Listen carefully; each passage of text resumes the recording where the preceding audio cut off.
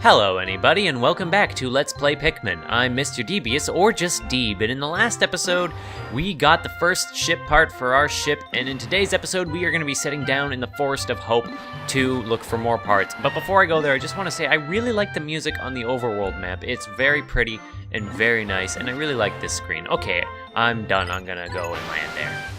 In the Forest of Hope.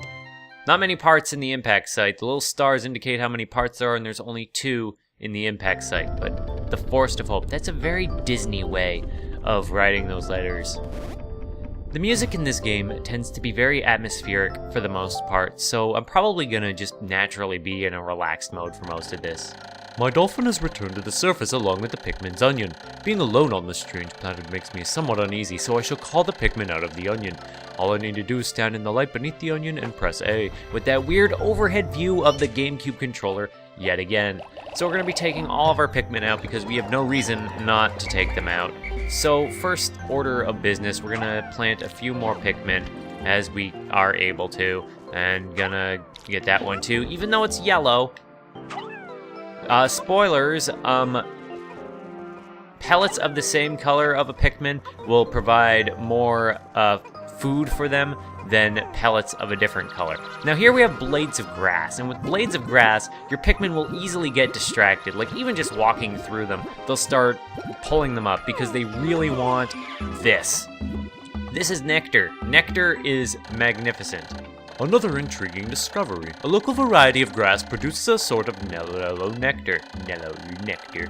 When the Pikmin drink this delicacy, they instantly mature into flowers. This apparent Pikmin favorite seems to be full of nutrition. Closer observation is needed to determine the strengths and peculiarities of these flower Pikmin. Well, their strengths are pretty simple and pretty great. They are faster than leaf Pikmin by a decent margin. So I'm gonna set them to work on this wall. This wall of like sticks or something, it's never really clear what these are just, they're destructible walls for your Pikmin to work on. Also, the camera zooms in every time you go back to the onion, and I don't like it. It just kind of bugs me. And this is going to be an issue throughout. In Pikmin 1, they never really refined the AI, or rather, the AI in this game is imperfect. So, and that's kind of to be expected, as it's the first one, so I won't blame the game too much. So, yeah, I won't fault them too much for that, in that regard.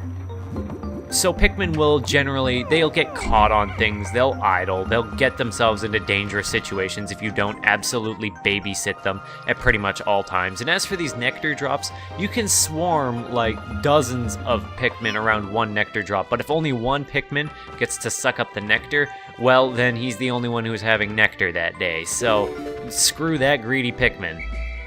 Now we come to this wide open area and we see our first forms of enemies. These are dwarf bulborbs. They are kind of stupid. You can get right up in their face before they really do anything. Now there are multiple ways to fight enemies.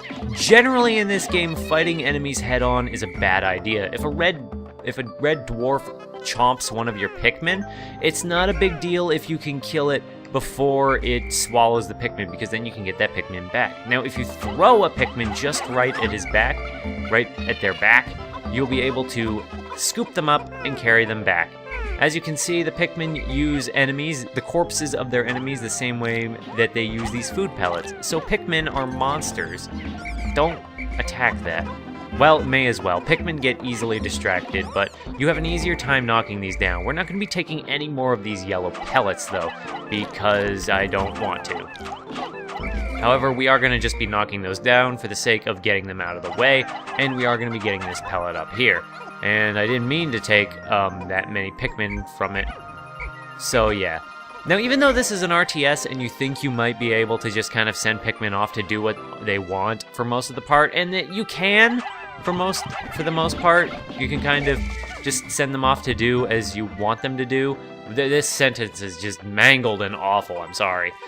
You might think that you have some control, or you can trust Pikmin to complete simple tasks on their own, but general rule of thumb, if you're going to leave Pikmin to carry something, make sure there are no enemies in their path, because they will not be able to defend themselves in that situation. They're kind of, like I said, they're not the smartest AI. So if their path is not clear or they're going somewhere where there are enemies and you leave them and abandon them, they will die. They will get themselves killed, and it will be brutal. Now, we hit the Y button and there's just kind of this empty screen. We don't have it yet, but there is going to be a map that'll be insanely useful for keeping track of Pikmin as they work and do various things. And yes, you have to pick all these Pikmin by hand. Pikmin 2 and Pikmin 3 greatly improve this problem by introducing new captains, or like multiple captains at once who help pick your Pikmin, as well as something else in Pikmin 2 that I won't spoil, but it's there. So yeah, this gets us up to a whole bunch of Pikmin. Gonna zoom out, and we're gonna give some of them, give them some nectar so they're not all slow. In Chugga Conroy's LP of Pikmin, Chugga Conroy being a famous LPer if you haven't heard of him, I'd be surprised if you didn't, but there are islands of LPing popularity, so it's possible. In his LP, he always had one Pikmin who would end up separated from the group, trying to lift something by himself, or constantly tripping and falling down and getting himself into trouble. That was called Steve, and it was a running gag, and some of you may already know about that gag, but basically he was right to name a Pikmin a Steve. A Steve is exactly that kind of Pikmin. You will have them in every scenario, so don't even pretend that they won't happen. So we're gonna knock down a couple more of these flowers, and as for the big enemy, well, we'll take care of it when it becomes an issue. And we're just gonna get this real quick as well. Why, it's the Eternal Fuel Dynamo. It has unlimited energy supply. I won't have to worry about saving electricity anymore. This will make my fight for survival a bit easier. So yeah, every part in the game gets flavor text, and also you don't need every part in the game to beat the game. There are 5 that are just kind of ancillary parts that are just there for the sake of flavoring it up. So you only need 25 specific parts to beat the game. But I would say that most of the ancillary parts are easier to get than some of the hardest necessary parts. So it's a moot point, it's a moot gesture. If you can get the hardest parts in the game, save the final part, then you can get like basically all the optional parts. And that will put that Eternal Fuel Dynamo in the ship. I really like this mechanic of, this should light things up, no more candles for me.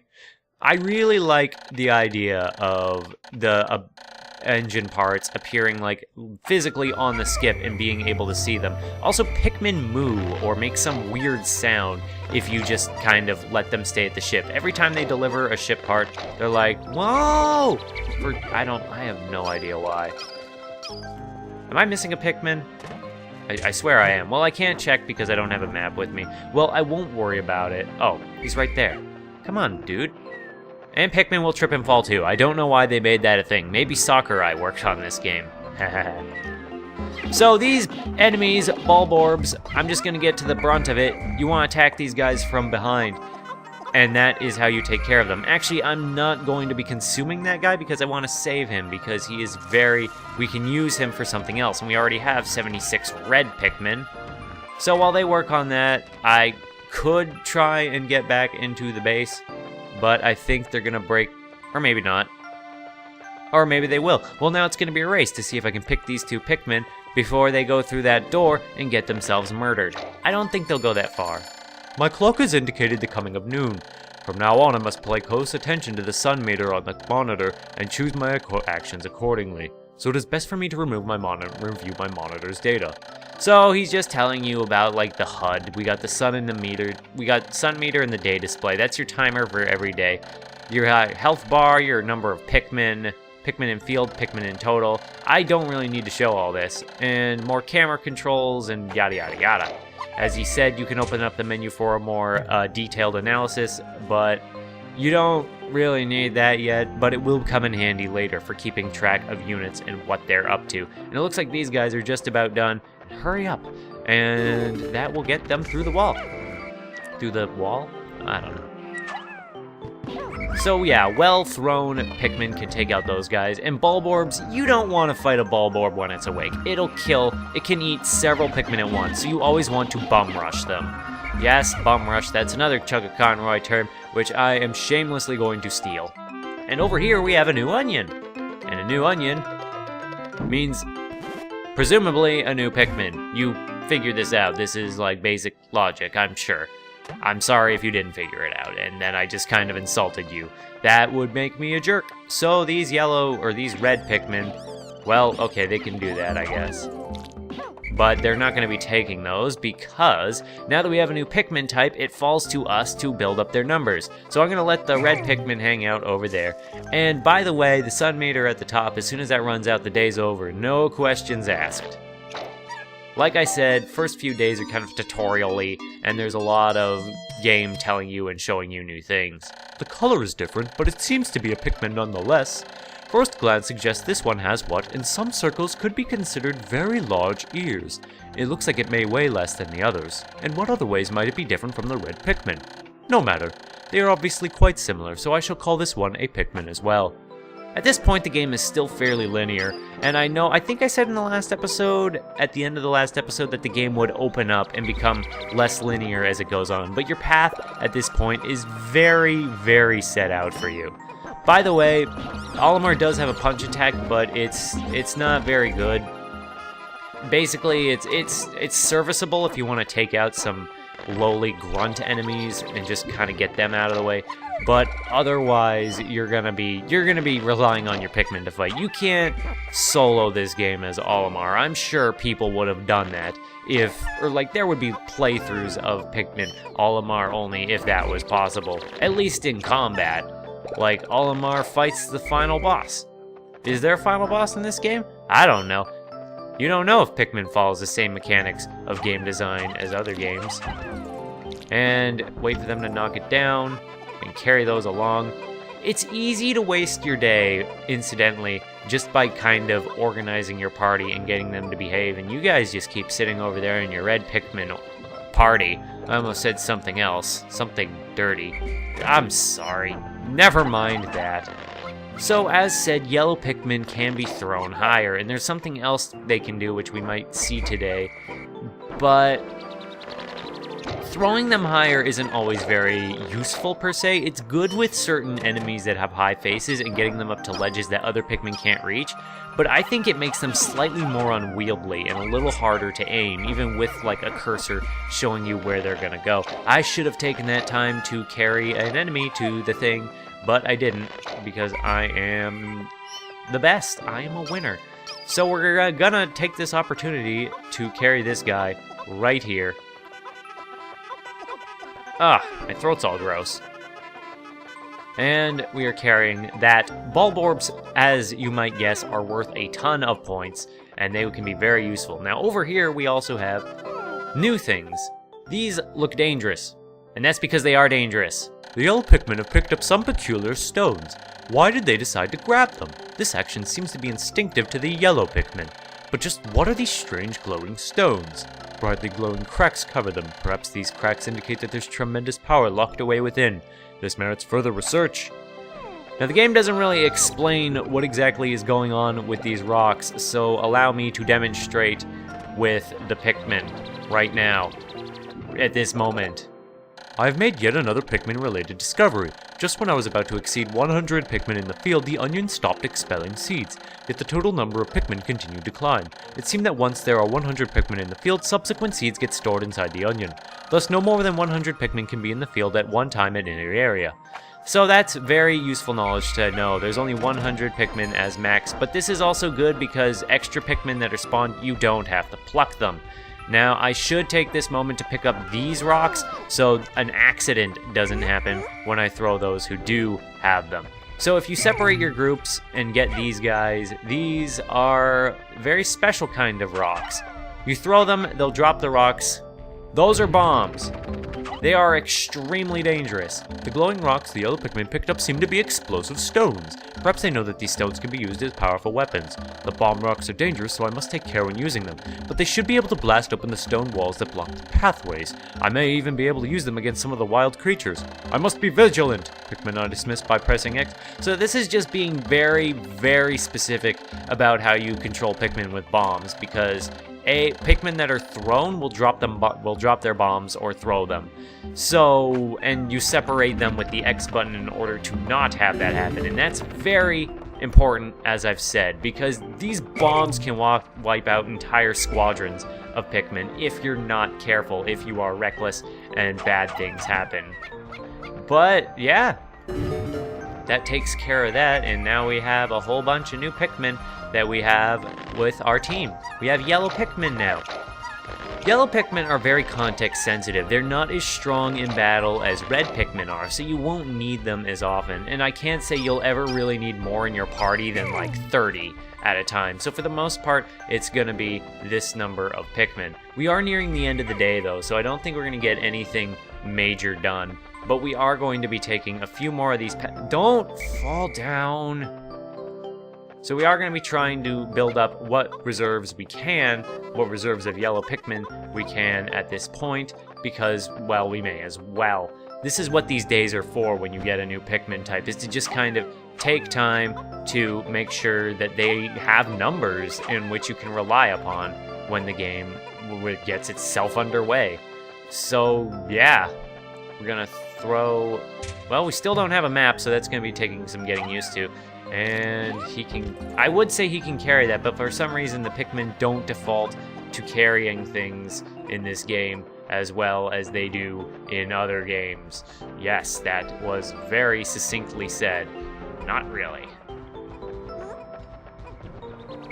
So we're going to grab these guys, and we're going to take them over here, because maybe we can get another part before the day is out. Maybe? No! Get out of here. No! And that is our first Pikmin death because I was careless. Great. My clock is indicating the approach of sunset. Pikmin waiting beneath the onion and the dolphin and onions will probably enter the onions on their own, but if I don't call the stragglers and add them to my group, they may not be able to get back. I'm sure that the Pikmin still planted in the ground are safe, but I'm still somewhat concerned about leaving Pikmin to fend for themselves in the darkness.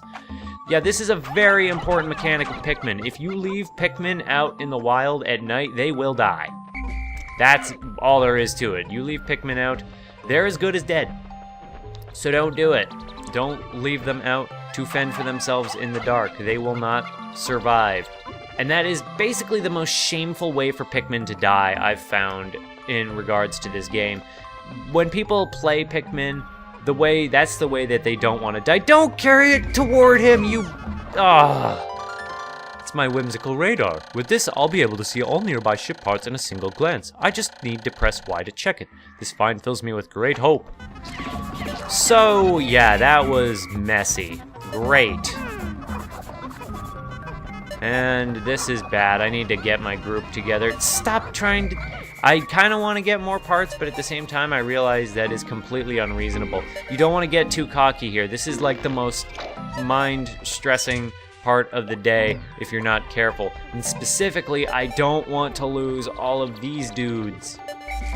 So we got those guys back, and there are 2 Pikmin beneath the onion. They'll be fine because they're beneath the onion, and I don't want to risk losing a Pikmin just because it catches itself on a branch or something stupid like that. And they separate. Sadly, we weren't able to get more than 1 part today, but that's okay because we got a lot of yellow Pikmin to our name. I think. Didn't do as much as I wanted to do, but that's kind of the way it always feels in Pikmin. It always feels like you could do a lot more than you get done on any given day. And just to kind of emphasize the point that you need to be careful with your Pikmin, whenever the onions leave, you'll see that the Bulborbs, the nocturnal animals, wake up and roam around. And if you leave any Pikmin behind, you get to see them murdered. It appears that many of my ship's parts have landed in this region. If I can just recover the parts of my radar, I should be able to use my radar screen. How that would improve my chances. Then I'd only have to press the Y button to locate my parts. Yet, there seem to be many hostile life forms here. If I'm attacked and my spacesuit takes damage, I must return to my ship, stand in front of it, and press A to make suit repairs. As I explore, I must pay attention to my suit's damage meter in the bottom left corner of the screen. So yeah, lots of growth, and we had our first Pikmin die today. That was embarrassing. I was hoping for not many deaths in this run, but it appears that is just going to be an impossibility, avoiding that. Oh well, so it goes. As you can see, there are a lot of parts, as said, in the Forest of Hope, which we'll need to be catching up or picking up, so that's going to be where we're spending the next few episodes, gathering parts and having fun. But for now, that's the end of this episode. So I hope you enjoyed it, and if you want to see more of Pikmin 1, then I just hope to see somebody in the next one. Bye-bye!